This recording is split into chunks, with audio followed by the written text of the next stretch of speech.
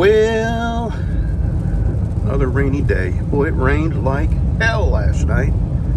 I didn't check our rain gauge, but it's going to rain all day. This is Saturday. And I've had my coffee, and now I'm headed down to Elysian Fields to trade this. That's a Glock 19X, 3 magazines, and a 50-round drum. I've only been fired probably 75 rounds through it, if that. And that was just to check the magazines. And I'm fixing to trade that for, I'll show you in a minute. Funny story. Not funny, but concerning.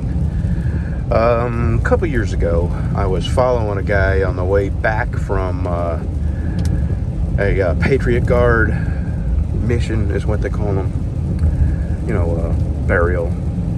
And it started raining. So we were on a road that had a lot of curves.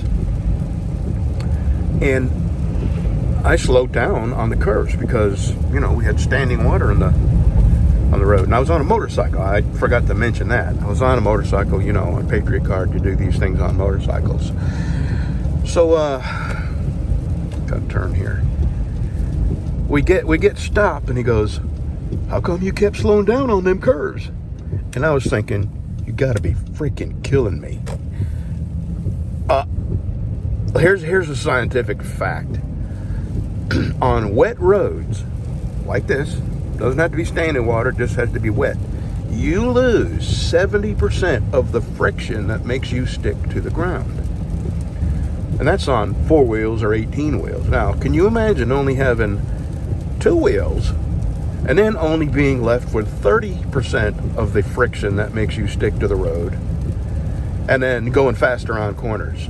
I didn't even know what to say to the guy if he didn't understand that. I mean, you'd have to go way back to grade school and explain friction. But I just shrugged it off, you know, like somebody who, and I made a little mental mark. Oh yeah, don't ride with this guy again. Anyway, yeah, that was one of them things, and somebody says something and a little alarm goes off in your head that says, oh my God, this guy's going to kill himself, because he doesn't know the difference between driving on dry roads and laying it over in a curve. I mean leaning it over in a curve, and leaning it over in a curve on wet roads. And he didn't slow down, and I was shocked he was going that fast, and I was actually shocked that he didn't wipe out going that fast on wet roads. But anyway, just a funny story I thought of while I'm driving around these curves.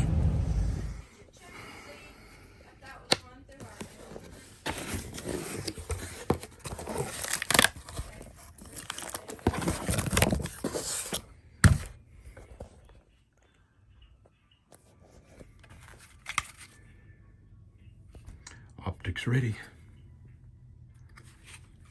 Very nice.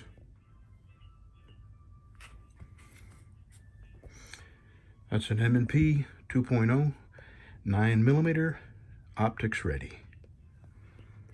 And it is magazine compatible with a carbine, a Smith & Wesson FPC that I have. Oh yeah, I have the beginnings of another little project here. That is stainless steel. And that is, oddly enough, it's it's the size of a 25 caliber round. So I need to come in with a drill for that case. And then I need to cut a little slot here for an extractor. Oh yeah, this is not something I'll be putting on YouTube. I will be putting it on Rumble. So it's going to take me a while to gather the parts I need. And actually, what got me to working on this gun is I had all these, when I got this gun, it was just a handful of parts. Somebody said, hey man, you work on guns? I said, yeah. And he said, I've got this gun here, I got it apart, and I never could get it back together. I think all the parts are there, you can have it if you want. I said, yeah man, I'll take it. I gave him a little something in return. I can't even remember. It's been, God, 12 years? 13, 14 years? A long time ago. So I had a little Ziploc baggie of parts and the stock, and, you know, I had everything except, you know, a couple minor parts. That sight was missing. and the washer and a couple of clips were missing. And, you know, but no big deal. But anyway, it fires, it works. It's, so anyway, I was going to use some of the parts that I had in that bag. And I thought to myself, no, man, this is a 70-year-old gun. When I did a little bit of research, I found the date. And I just couldn't bring myself to cannibalize a gun that's served itself, you know, for 70 years. It's existed, and it was made back when we made good stuff here. And I just couldn't make myself take parts from it. So anyway, this is back together. And I've got, I'll tell you what. When I bought the house in Sibley, when I were moving in Louisiana, one of the reasons I bought that house is because the shop in the back of the house was set up perfectly for what my goal was. My goal was to become a gunsmith, buy and sell guns, get an FFL. And I looked into it. I got the application, which was a book about this thick. And then I read all the rules and stipulations. And then I talked to an ATF guy, and he told me that I had to have regular hours posted, a safe that I didn't have to put my gun. I mean, they would come and inspect, and this was at a time when they were really, really trying to not give out FFLs. And I really mostly wanted the FFL so I could buy parts to repair guns.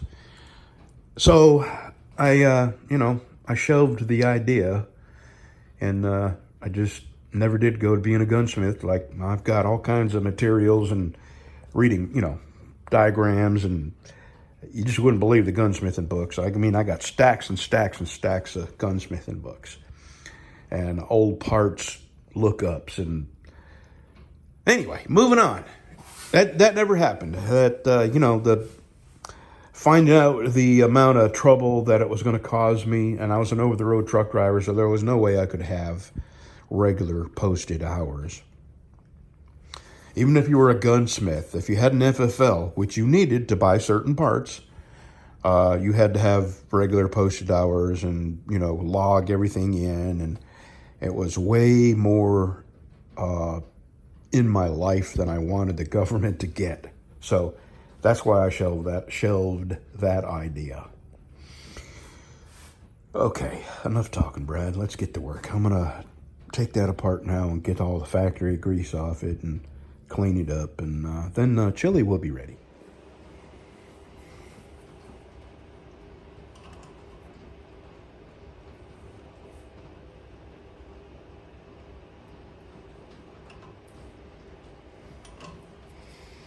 All right, it begins. Man, I am glad I looked.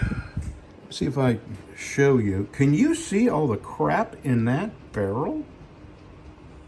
What could it possibly be? Jeez. All right, I'm gonna clean it. Man, I'm glad I looked, because that was a really dirty barrel.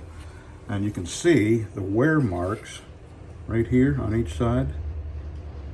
They definitely shoot these. This is brand new in the box. And this is made where I used to skip school when I was a kid. There was a park near Springfield called Forest Park. And this is way back. There was a hill there everybody called Hippie Hill. And at any time of the day, you'd go out there and find, you know, hippies laying around getting stoned in the grass and laying in the sun. And when I was, I'm playing Frisbee. And that's what I did a lot of when I was a kid. Get stoned and play Frisbee and hang around on Hippie Hill. Not, you know, regular. I wasn't like a regular Hippie Hill hangout, but every time I could get out of school and get away with it, I would. Okay, I'm fixing to put this back together, go to the house, and eat chili. Have a good Sunday, y'all.